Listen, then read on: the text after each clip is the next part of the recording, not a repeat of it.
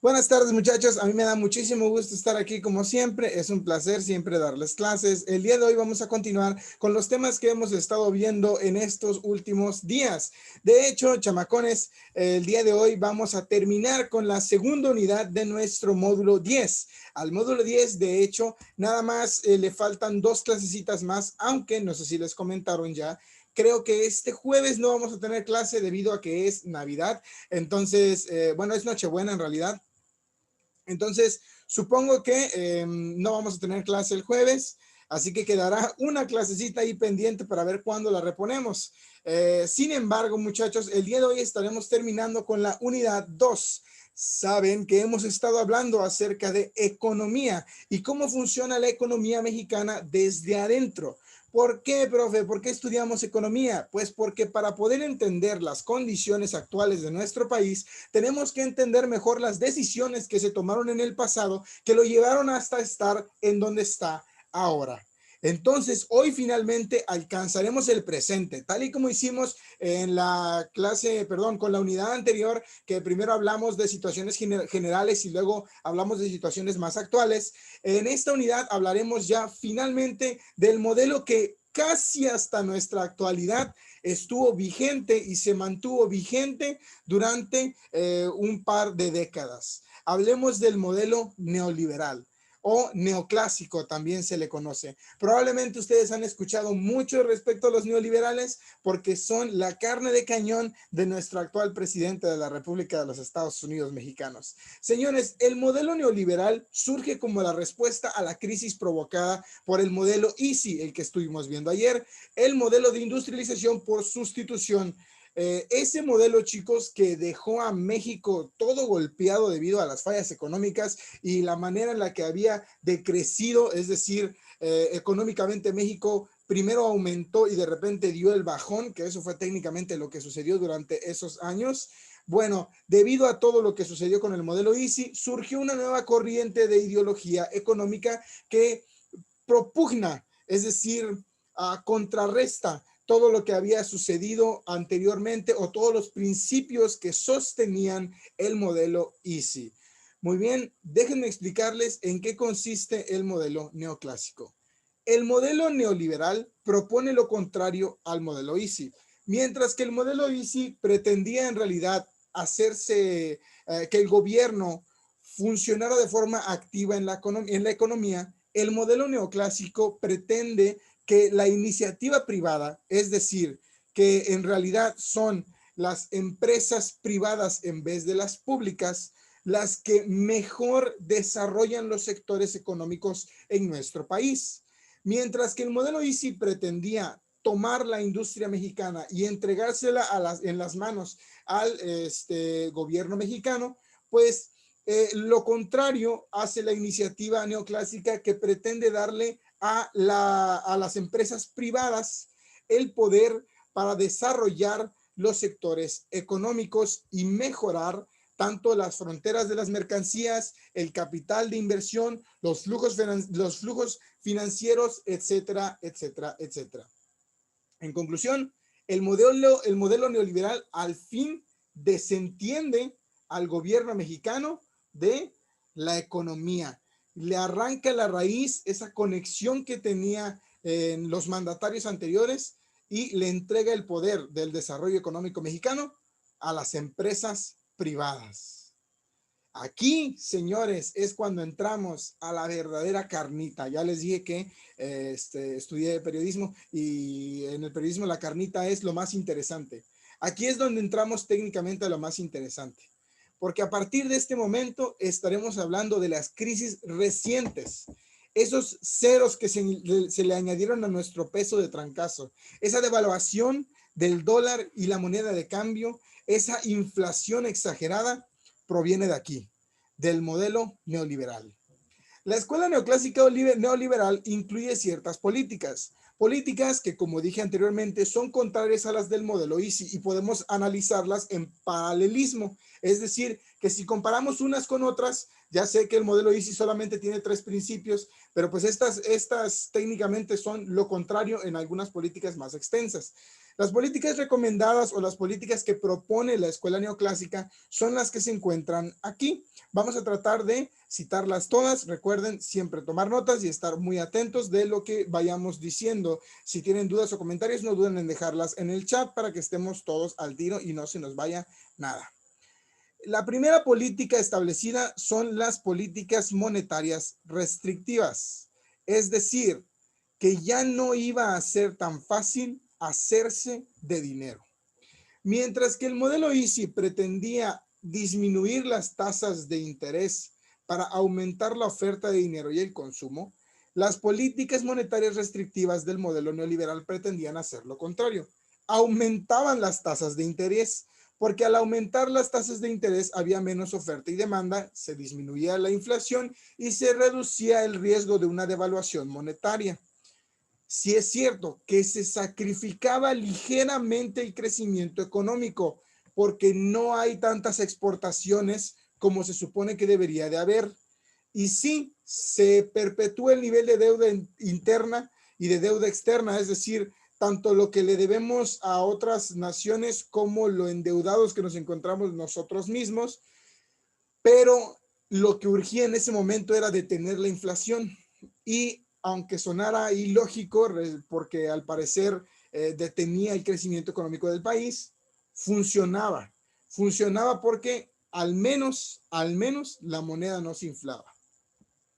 Lo siguiente es que había políticas fiscales restrictivas. Es decir, que se aumentaban los impuestos sobre el consumo, pero se reducían sobre la producción. A partir de aquí es cuando empezamos a ver como la mano negra de las empresas privadas, porque creo que son muy fáciles, es muy fácil notar que esto estaba como diseñado para que se beneficiaran algunos y bueno, se los dejo a su propio juicio, pero las políticas fiscales restrictivas eran las siguientes. Aumentaban los impuestos al consumidor, es decir, que todos los productos iban a ser más caros porque se les iba a incluir o aplicar un IVA y se iban a reducir los impuestos sobre la producción y renta. Es decir, que a las empresas privadas se les iba a reducir los impuestos que les cobraban a las empresas y se les iba a reducir la renta por el territorio que se les daba. Por lo tanto, era más fácil incentivar la inversión, suponiendo que al darle más permiso de elaborar a las empresas privadas, más dinero iban a meter a nuestro país y ese dinero nos iba a beneficiar. Claro que las políticas fiscales restrictivas que disminuían el gasto de las empresas privadas acabaron beneficiando de más a las empresas privadas. Pero eso es algo de lo que hablaremos más adelante. La siguiente política es la de liberación, que consiste en abrir el mercado mexicano al mercado comercial. El día de ayer les hablaba acerca de cómo el modelo Easy utilizaba una técnica que se conoce como la política proteccionista, que el proteccionismo es cuando proteges a tu país de los productos y la importación extranjera, es decir, que te concentras más en consumir lo mexicano que en tratar de importar productos de otros países. Bueno, la liberación es lo contrario. Permitía que entraran más comercios y más inversiones de otros países a nuestro país. Gracias a esta liberalización es que existe Burger King en México, es que existe Subway, es que existe McDonald's en México. Pues esas son empresas extranjeras que llegan, se establecen, ofrecen empleos, inversión y gastos de impuestos dentro de nuestro país.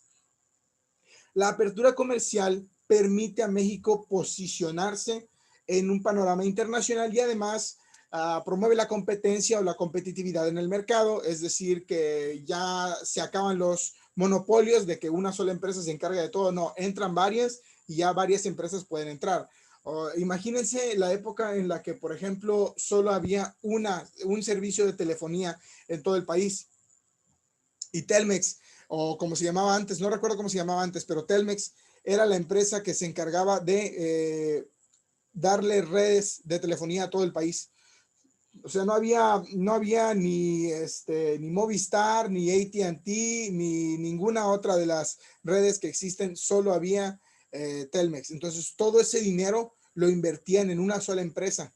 Y eso es un monopolio, cuando una empresa controla los servicios y productos absolutos en un país, pues al permitir que se liberara el mercado, pues llegaban más personas y el aprovechamiento de las ventajas competitivas es muy chido.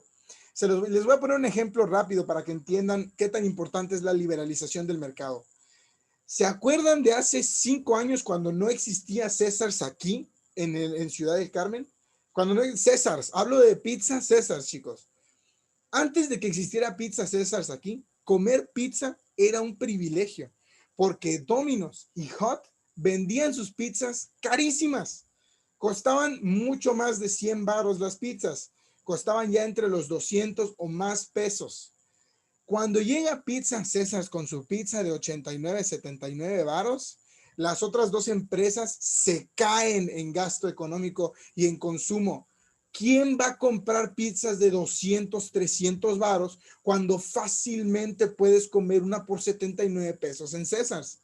Cuando llega César, César se convierte en la sensación y las otras dos empresas se ven forzadas a evolucionar, a adaptarse, a competir o a irse. Y por eso, por ejemplo, cerró Pizza Hut en Plaza Palmira, que está de este lado de la ciudad. Domino's tuvo que sacar una pizza de 99 varos y tuvo que sacar ofertas. Ahorita la pizza grande de Domino's de 4 ingredientes cuesta 150 pesos. Antes esa pizza costaba mucho más. Eso se lo debemos a la competitividad. Si no hubiera entrado César's, Hut y Domino's jamás hubieran bajado sus precios. Permitir que entren nuevos inversionistas en el mercado hace que luchen por obtener consumidores. Y al luchar por obtener consumidores, nosotros nos beneficiamos, porque salen las ofertas, los cupones, las ventajas, las membresías, etcétera, etcétera, etcétera. Eso es lo que se suponía que se iba a lograr cuando se liberara el mercado mexicano. Después está la política de privatización, que dice que los agentes privados son más productivos que los agentes públicos y se puede reducir el gasto general del gobierno si le entregan las empresas públicas a empresas privadas. Como les dije antes la telefonía, por ejemplo, y la luz eran servicios de los cuales el gobierno mexicano se encargaba. Los privatizaron, le permitieron a las empresas hacerse dueños de esas industrias y se crearon estas compañías como la Comisión Federal de Electricidad y Telmex de Teléfonos Mexicanos, que tienen un dueño, que tienen una línea, pues, ahí la mafia del poder, como dice el presidente. Son los dueños de estas empresas los que tienen el dinero suficiente para invertir, producir y generar ganancias. La privatización deslinda al gobierno de ofrecerle servicios al mexicano, pero no se convierte en un absoluto. Hay cosas que se conocen como fallos del mercado.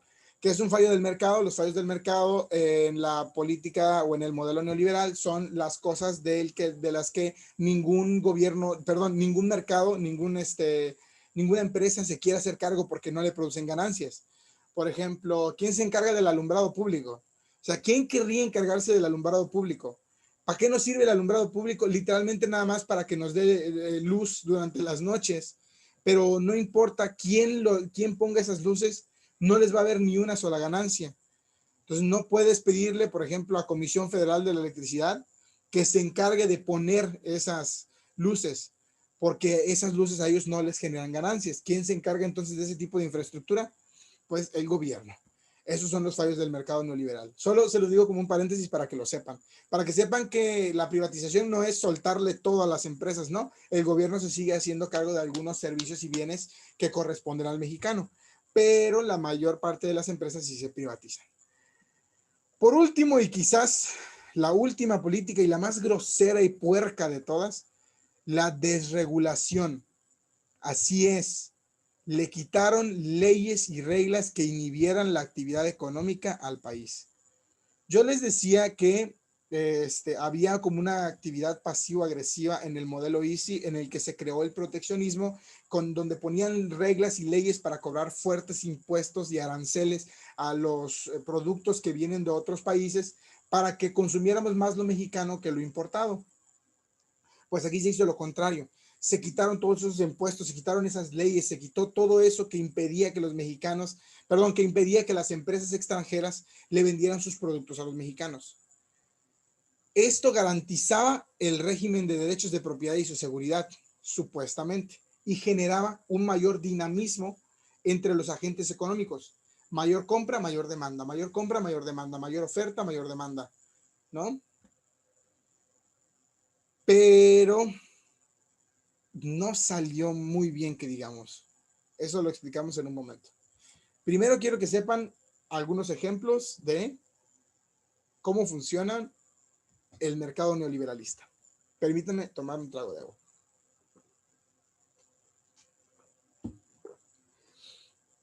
Una de las formas más populares del mercado neoliberalista es el trato de la nación más favorecida. Que no les voy a mentir, la neta esto sí está chido.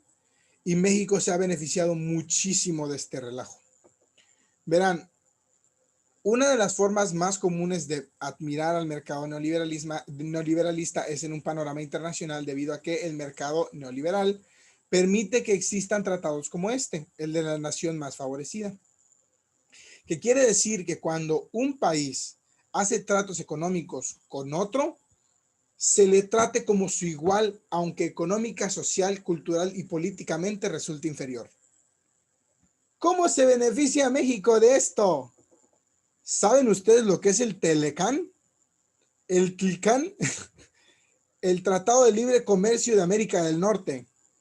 Señores, México tiene un tratado de libre comercio con Norteamérica, que es Canadá y Estados Unidos. ¿Saben lo que nos beneficia a nosotros? Que los gringos nos cobren poquitos impuestos por los productos que nos dan.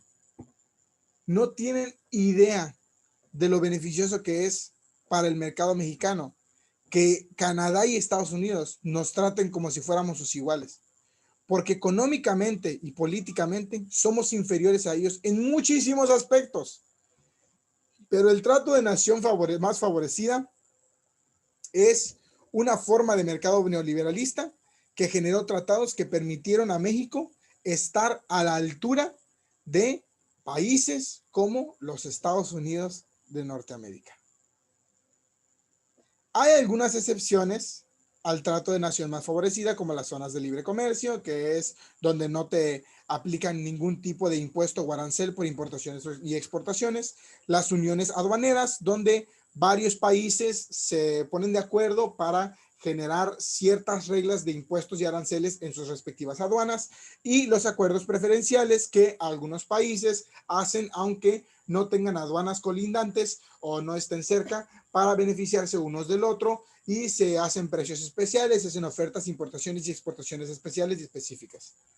Esta es la liberación del mercado en realidad, que nosotros podamos intercambiar exportación, importación, economía e inversión con otros países cercanos, y que estos países nos traten como si fuéramos compas de toda la vida.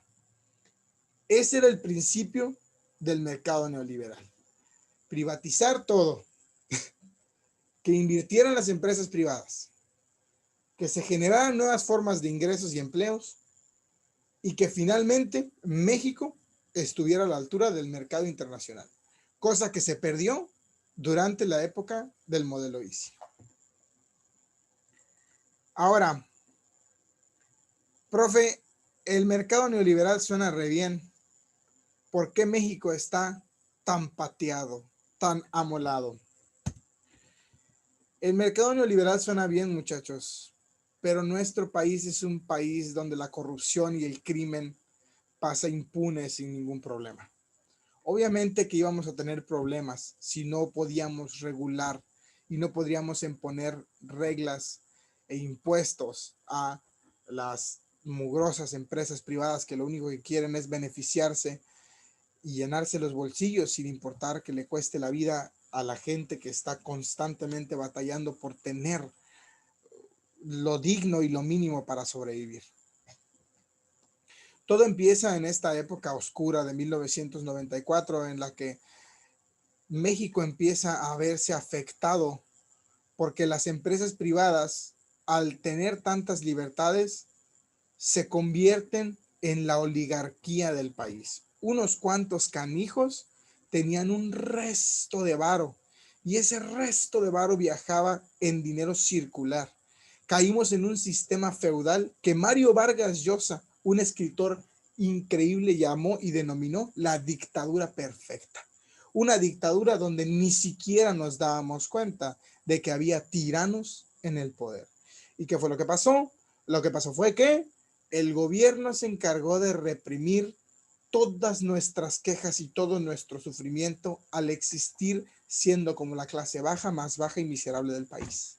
Y mientras que el gobierno nos reprimía, las empresas privadas nos apaleaban con horas y horas de explotación agresiva.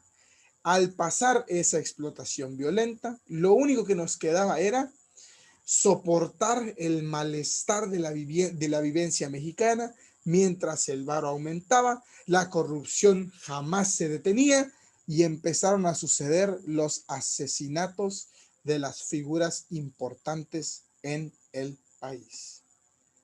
Luis Donaldo Colosio fue un presidente, por ejemplo, que si ustedes no conocen, tuvo las intenciones de hacer un cambio en nuestra nación y le pusieron un tiro. Este señor que está a la derecha es Ruiz Massieu, que fue el secretario de comercio de nuestro país.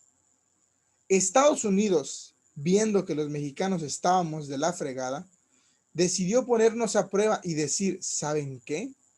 Vamos a tratar de analizar qué pasa con el mercado económico mexicano, porque la neta está raro que esos compas muevan tanto varo y la gente en el país no se vea beneficiada por él. Y mientras estaban ocurriendo esas pruebas, mientras estaban llevando a cabo esa, ¿cómo se le llama? Esa rutinaria y fuerte inspección a la economía de nuestro país, que matan al secretario de Comercio. A Massieu le pusieron una baliza igual que a Colosio. Nuestro país demostró que la injusticia, la violencia y la corrupción son imperdibles en un país que constantemente lucha por sus derechos. Y en 1994 ya estábamos en crisis otra vez. No pudimos evitarlo. Estábamos jodidos. Perdónenme la palabra. Porque caímos en la dictadura perfecta. En la dictadura que durante 70 años se llevó el poder y que lo recuperó el sexenio pasado. Estoy hablando del Partido Revolucionario Institucional, hoy conocido como el PRI. En la actualidad, nuestro México neoliberal y postneoliberal ha vivido muchos cambios. Uno de los cambios más acertados quizá fue el de la privatización del petróleo, señores, que provocó un gasolinazo que hizo que la gente se volviera loca y decidiera incendiar los locales y saquear Coppel. Por supuesto, señores, que nuestros últimos mandatarios no han sido los mejores que han existido. Felipe Calderón fue popular por una guerra contra el narcotráfico que nada más hizo que México estuviera rezagado en todos los demás aspectos. Nos agredió y nos dañó de tal forma la moral mexicana ese hombre que nos quedamos bastante rezagados económicamente, sobre todo al nivel internacional en lo que se dice.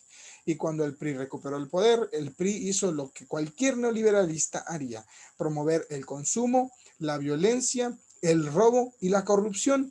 Y hoy tenemos un presidente que dice está intentando acabar con la corrupción mientras expone, juzga y trata de destruir un sistema construido en 70 años que constantemente roba y promueve los excesos de poder de las empresas privadas.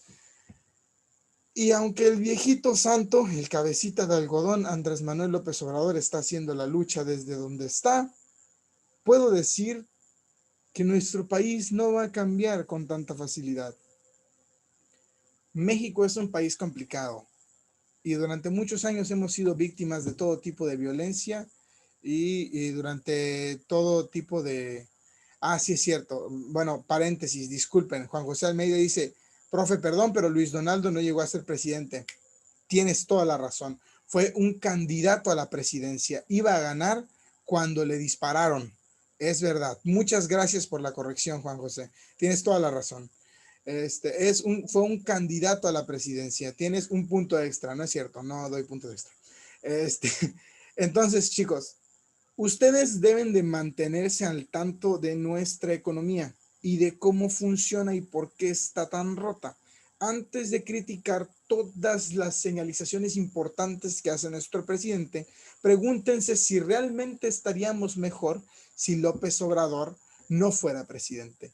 ¿Quién pudo haber ganado a la presidencia si no hubiera sido este señor? Meade, Anaya, el Bronco. Señores, las elecciones mexicanas anteriores estuvieron terribles. Fueron una cosa impensable. Y yo hasta la fecha sigo preguntándome, ¿qué va a suceder con nuestro país después de esto? No lo sé, no lo entiendo. Y para ser sincero, me preocupa. Lo único que puedo decirles es que nuestra economía, nuestro mercado y el sistema económico que estamos llevando ahora mismo puede no haber visto grandes cambios, puede no haber visto grandes beneficios, pero está luchando por ser algo, entre comillas, nuevo. A mí solamente me alivia ver que al menos quizá, no sé si es por la finta o por la faramaya o por el relajo, López Obrador está tratando de poner en jaque y exponer a todas esas esferas de corrupción que hay en el gobierno y todos los lazos que hay, las conexiones que existen entre las empresas privadas y los gobernantes de nuestro país. Chicos, 70 años de absolutismo priista. Todo se lo daban a sus compadres, banda. Todo, ellos mismos son los que se hicieron ricos, los mismos gobernantes. Todos ellos y sus amigos se volvieron ricos en el México neoliberal. Estuvo cañón lo que le hicieron a nuestro país. Está cañón lo que le siguen haciendo a veces. Pero al fin y al cabo nosotros somos los que lo componemos. Estamos varados en un momento de la historia en el que no sabemos qué va a proceder ni qué va a suceder en los siguientes años.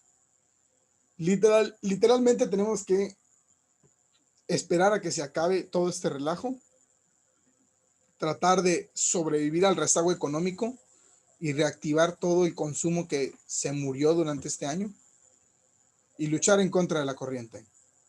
Nadar y nadar hasta ver quién llega a la meta, porque de verdad que nuestro país nos necesita a nosotros, los mexicanos. Chicos, con eso terminamos la clase de hoy. Eso es todo lo que veremos en este día.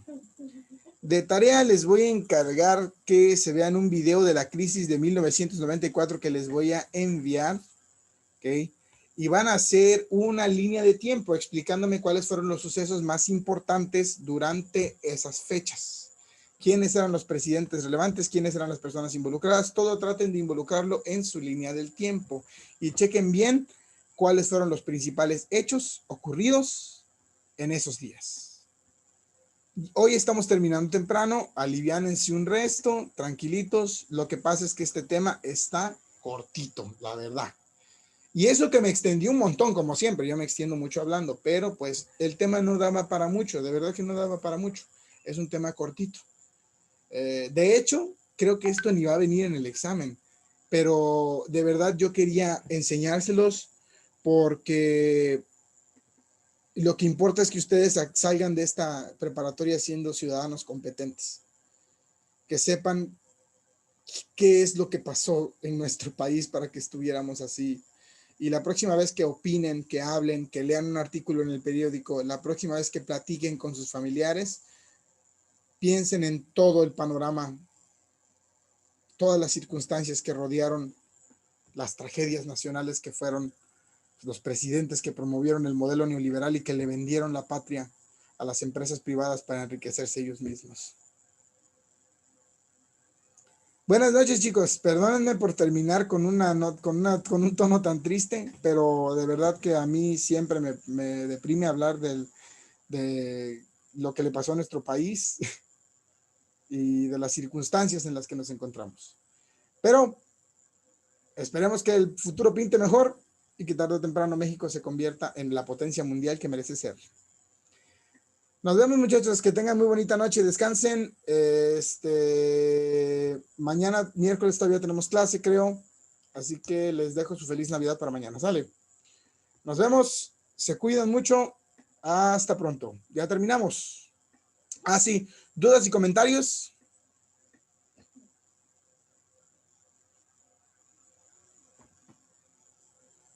Todo quedó perfecto, todo quedó clarísimo como el agua. Pues está bien, chicos, no se preocupen. Buenas noches a todos.